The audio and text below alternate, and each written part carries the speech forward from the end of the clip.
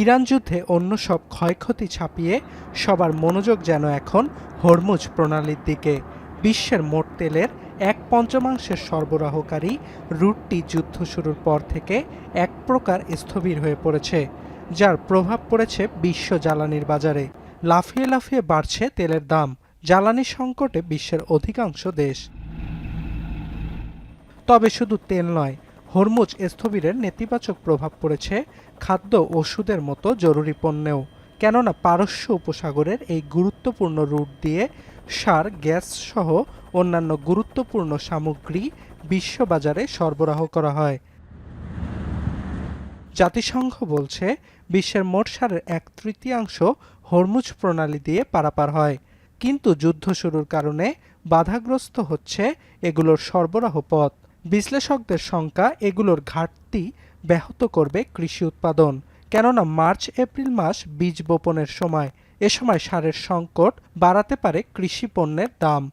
নতুন রিন গভীর থেকে পরিষ্কার করে কাপড়কে রাখে নতুনের মতো উজ্জ্বল। নতুন রিন অ্যাডভান্সড পাউডার। কিয়েল ইনস্টিটিউটের শঙ্কা, হরমুজ পুরোপুরি বন্ধ হলে বিশ্বব্যাপী গমের দাম 4.2% ও ফলমূলের দাম 5.2% বাড়তে পারে। এছাড়া আংশিক হরমুজ বন্ধের প্রভাব পড়েছে হিলিয়াম পরিবহনেও। বিশ্বের মোট হিলিয়ামের 1/3 এই জলপথের মাধ্যমে বিশ্ববাজারে পৌঁছায়। এই গুরুত্বপূর্ণ উপাদানটি যানবাহন, কম্পিউটার, স্মার্টফোন, এমনকি এমআরআই করার ক্ষেত্রেও ব্যবহৃত হয়। ওষুধ শিল্পেও নেতিবাচক প্রভাব ফেলেছে হরমুজ প্রণালীর স্থবিরতা।